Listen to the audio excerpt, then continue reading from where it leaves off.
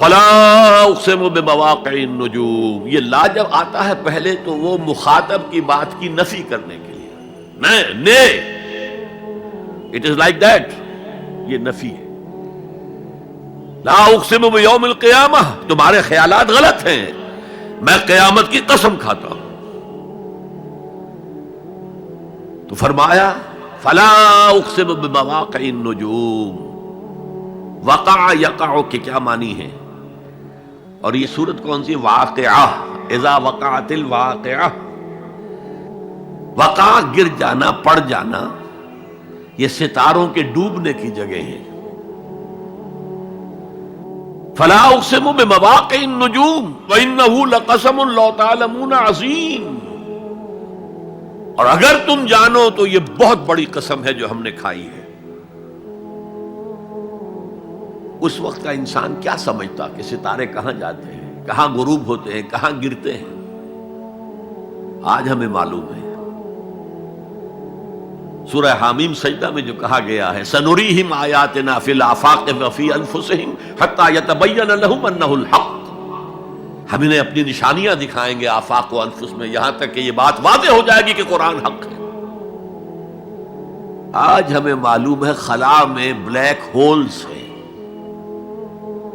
اور یہ black holes بڑے بڑے ستاروں کے پچکنے سے، پچک جانے سے پیدا ہوئے، اور جب وہ بڑے ستارے پچکتے ہیں، جو خلا پیدا ہوتا ہے، ویکیوم، اس میں بڑی طاقت ہوتی ہے، اس کے پاس سے کوئی سیارہ، کوئی ستارہ گزر جائے اسے کھینچ لیتا ہے قبر کے اندر۔ یہ بلیک ہولز کا تصور، اسی لیے اللہ نے اس وقت کے لوگوں کے لیے کیا کہا؟ فلا اقسم بمواقع النجوم وانہ لقسم لو تعلمون عظیم، انہ لقرآن کریم، یہ بہت باعزت قرآن ہے، فی کتاب مکنون، ایک چھپی ہوئی کتاب میں ہے، لا یمسہ الا المطہرون، اسے چھو ہی نہیں سکتے مگر انتہائی پاک ہستیاں۔ اس کے کیا معنی ہے؟ پہلی بات تو ہمیں معلوم ہو گئی، مراد فرشتے ہیں، بے ایدی سفرۃ کرام بررہ، اسی کی شرح ہو رہی ہے نا۔ اسی سے ایک فقہی مسئلہ نکالا گیا کہ بغیر وضو کے ہاتھ نہ لگاؤ، لیکن اس کا اصل مفہوم کیا ہے وہ سمجھیے۔ قرآن کی روح تک کوئی نہیں پہنچ سکتا جب تک کہ تزکیہ نفس نہ ہو گیا۔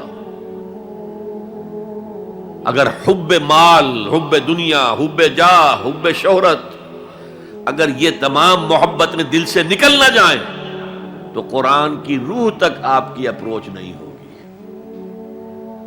مولانا روم نے کہا ہے، اگرچہ ذرا میں سمجھتا ہوں کہ انہوں نے بہت سخت الفاظ استعمال کیے ہیں، ماز قرآن مغزہا برداشتے استخاں پیش سگا انداختے، ہم نے قرآن سے اس کا مغز لے لیا ہے، جو ایسنس ہے وہ کھینچ لیا ہے، ہڈی کا گودا جو ہے وہ ہم نے نکال لیا ہے، ہڈیاں ہم نے پھینک دی ہیں کتوں کے سامنے جو لڑ رہے ہیں۔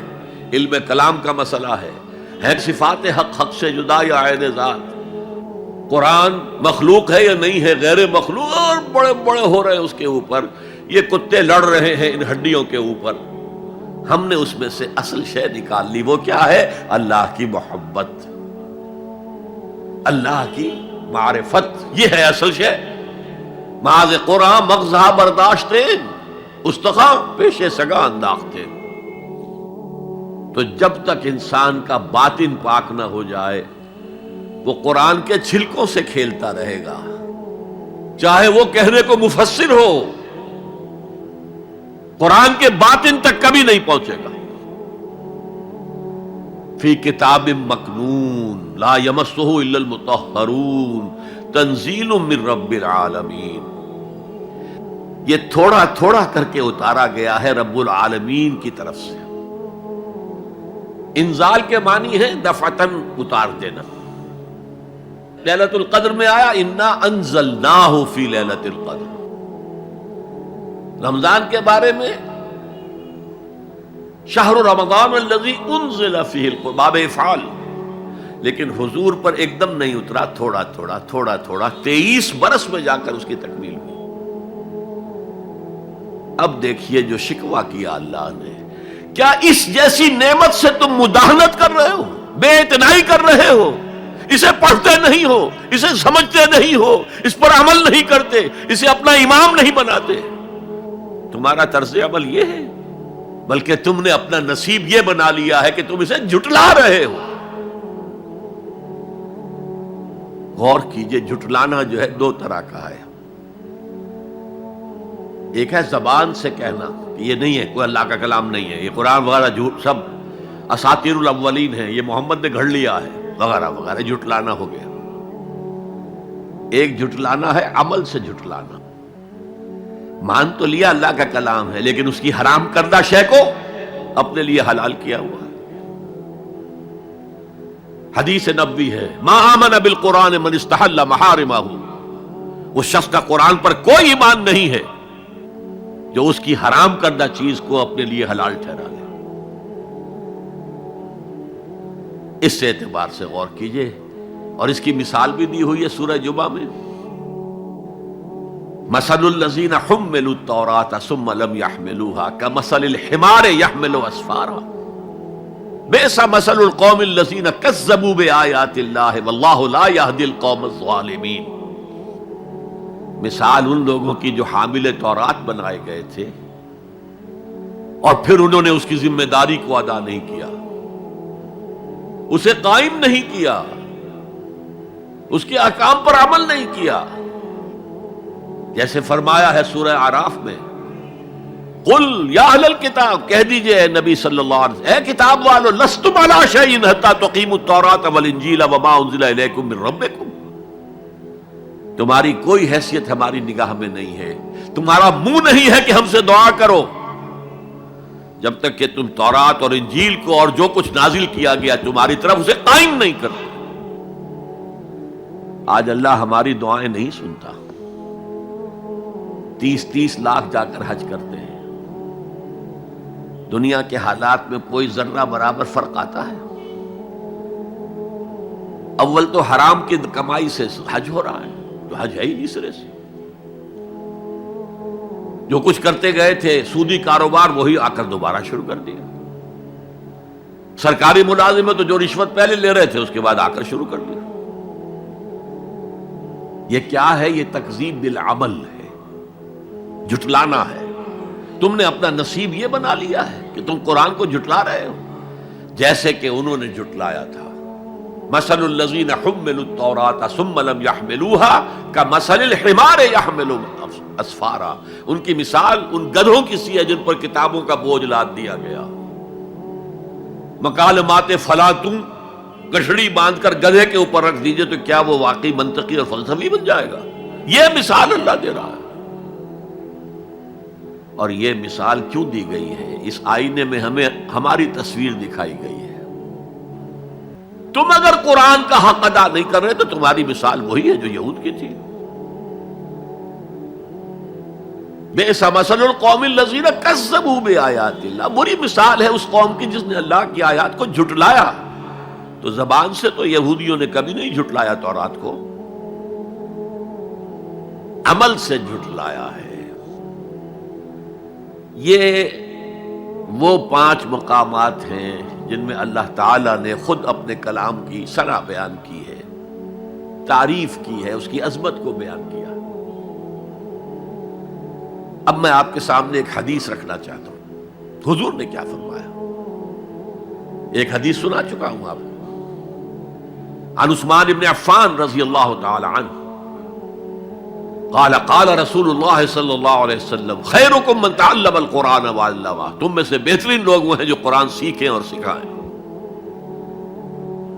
یہ حدیث بڑی عجیب ہے، یہ ترمذی میں بھی ہے اور دارمی میں ہے، اور اس کے راوی حضرت علی ہیں رضی اللہ تعالی عنہ۔ عن علی رضی اللہ عنہ قال، حضرت علی فرماتے ہیں انی سمعت رسول اللہ صلی اللہ علیہ وسلم یقول، میں نے سنا اللہ کے رسول صلی اللہ علیہ وسلم کو یہ کہتے ہوئے، انہا ستکون فتنۃ ان قریب ایک بہت بڑا فتنہ رونما ہوگا. حضرت علی فرماتے ہیں قلت، میں نے عرض کیا مل مخرج منہا یا رسول اللہ، اے اللہ کے رسول یہ فرمائیے اس فتنے سے بچنے کا، نکلنے کا راستہ کون سا ہوگا؟ جیسے آپ بڑے بڑے حالوں میں دیکھتے ہیں ایگزٹ، عرب ممالک میں لکھا ہوتا ہے مخرج، اگر کہیں آگ لگ جائے، کہیں دھواں بڑھ جائے تو نکلو، لال جو روشنیاں ہیں ان کے اندر جو نیچے دروازے ہیں ان کی طرف جاؤ، یہ مخرج ہے جان بچانے کی. یہاں ایک لحظہ توقف کر کے ہمارا اور صحابہ کا جو فرق ہے اس کو نوٹ کر لیجئے. اگر ہم ہوتے تو کیا پوچھتے؟ حضور یہ فتنہ کب آئے گا، کدھر سے آئے گا، کیوں آئے گا، کیا ہوگا؟ یہ سارے سوالات کرتے نا جن کا عمل سے کوئی تعلق نہیں، معلومات ہے. حضرت علی نے کچھ نہیں پوچھا، بس آپ نے فرما دیا کہ بہت بڑا فتنہ ہوگا، تو بس ہمیں یہ بتائیے کہ اس سے نکلنے کا راستہ کیا ہے. اب سنیے حضور کی زبان سے قرآن مجید کی مدح. قال کتاب اللہ، فتنوں سے بچانے والی اللہ کی کتاب ہے. فیہ نبأ ما قبلکم، اس میں تم سے پہلے جو تھے ان کی بھی خبریں ہیں. قوم نوح اور قوم عاد اور قوم سمود اور قوم مدین اور آل فرعون اور سدوم اور عمورہ کی بستیوں کے حالات ہیں کہ نہیں؟ وَخَبَرُ مَا بَعْدَكُمْ، اس میں تمہارے بعد جو آنے والے حالات ہیں وہ بھی درج ہیں. ذرا کھدائی کر کے نکالنا پڑتا ہے ورنہ حالات موجود ہیں.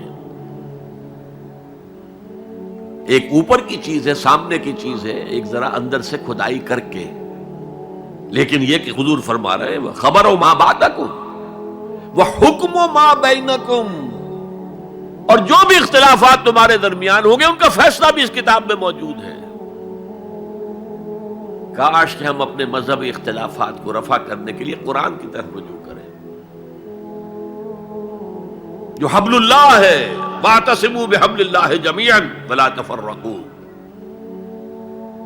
تو فرمایا کتاب اللہ فیہ نبأ ما قبلکم وخبر ما بعدکم وحکم ما بینکم.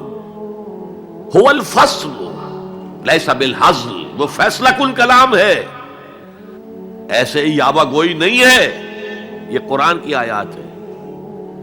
انہ لقول فصل وما هو بالحزل، سورہ طارق کے اندر آیا، طارق میں. هو الفصل لیس بالحزل من ترکہ من جبار قسمہ اللہ. اگر کوئی جبار شخص اپنی سرکشی میں اس قرآن کو ترک کر دے گا اللہ اسے پیس کر رکھ دے گا.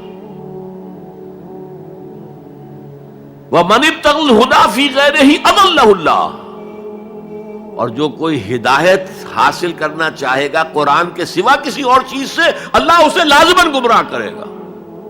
کتاب ہدایت تو یہ ہے.